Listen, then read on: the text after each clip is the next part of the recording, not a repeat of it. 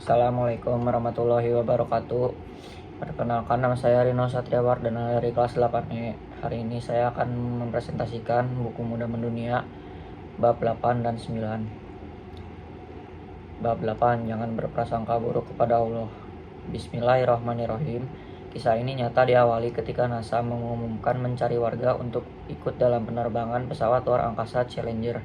Seorang guru mendaftar. Dari 43.000 pendaftar, ia lolos menjadi 10.000 kandidat dan menjadi 10 orang yang berkumpul untuk penilaian akhir. Ia berdoa, biarlah diriku yang terpilih karena itu adalah anugerah terbesar dalam hidupku. Namun NASA memilih orang lain. Selasa 28 Januari 1986, ia berkumpul bersama kandidat lain untuk melihat peluncuran pesawat luar angkasa Challenger. Ia masih berdoa, aku bersedia melakukan apa saja agar berada di dalam pesawat itu. Kenapa bukan aku? 73 detik kemudian, Allah menjawab semua pertanyaannya dan menghapus semua keraguannya. Pesawat luar angkasa Challenger meledak dan menewaskan semua penumpang. Kawan, bagi kita sesuatu yang baik itu yang mengenakan, menguntungkan, memudahkan. Sesuatu yang buruk adalah sesuatu yang tidak mengenakan, merugikan, dan menyulitkan. Tapi Allah melihat sesuatu yang baik itu adalah sesuatu yang membawa kebaikan hakiki. Bisa saja tampak tidak mengenakan, tampak merugikan, tampak menyulitkan. Itu adalah alasan kenapa terkadang yang baik kita sangka buruk dan yang buruk kita sangka baik. Kita manusia hanya mampu melihat apa yang kita lihat, tapi Allah Maha melihat jauh dari apa yang kita lihat. Hal tersebut memang manusiawi, namun seorang muslim tidak selayaknya berprasangka buruk bahwa Allah memberikan sesuatu yang tidak baik bagi hambanya yang taat. Ada kalanya yang terindah bukanlah yang terbaik. Kita harus meyakini bahwa semua yang Allah berikan adalah yang terbaik untuk kita. Apapun yang menimpa diri kita, apakah enak atau tidak enak, menguntungkan atau merugikan, mudah atau sulit, maka itulah yang terbaik bagi kita menurutnya. Memang tidak mudah menganggap segala sesuatu yang terjadi itu terbaik untuk kita. Tapi seperti yang termaktub Al-Quran Surat Asy-Syura ayat 19, bukankah Allah Maha lembut terhadap hamba-hambanya? Boleh jadi kamu tidak menyukai sesuatu padahal itu baik bagimu. Boleh jadi kamu menyukai sesuatu padahal itu tidak baik bagimu. Allah Maha mengetahui, sedangkan kamu tidak Maha mengetahui. Siapa mengenal Allah, dia akan melihat segala sesuatu indah tampaknya.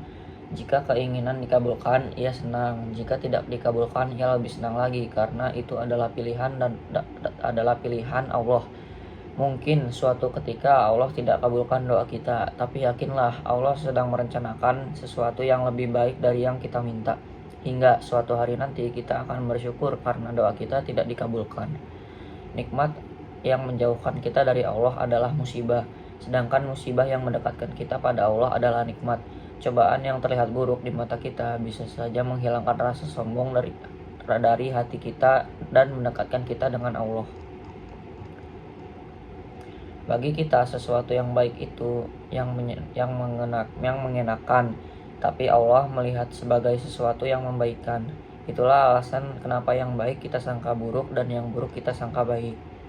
Bab 9. Boleh jadi kesibukanmu dimimpikan banyak orang di luar sana. Kata-kata itu terpatri jelas dalam ingatan saya, yang dilantunkan oleh 3 orang bersaudara. Mereka tidak bisa melihat, tapi mungkin syukur mereka jauh melebihi orang-orang yang hidup dengan penglihatan. Izinkan kali ini saya berbagi soal syukur. Setiap apapun yang terjadi dalam hidup saya selalu awali dengan sebuah pertanyaan, apa yang Allah inginkan di balik ini semua? Karena ketika kita mendapat karunia, kita sering berkata, ini titipan Allah. Namun, kenapa kita jarang bertanya, mengapa Allah titipkan ini pada kita? Jujur, saya sering takut karena sulit membedakan antara karunia atau cobaan. Namun, akhir-akhir ini saya syukuri ketakutan itu, karena itu menjaga karunia. Ingatlah, cobaan-cobaan terdahsyat terkadang datang melalui karunia yang kita nikmati.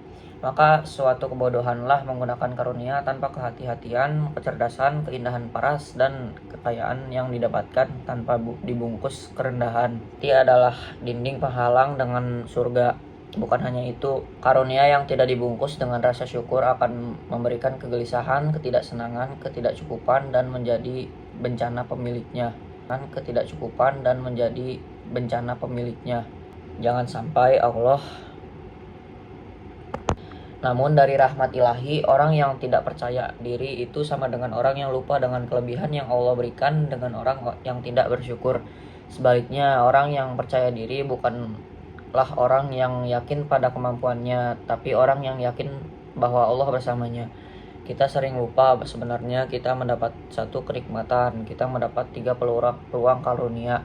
Pertama, kenikmatan itu sendiri. Kedua, pahala atas rasa syukur terhadap kenikmatan tersebut. Ketiga, kenikmatan yang ditambahkan atas rasa syukur kita.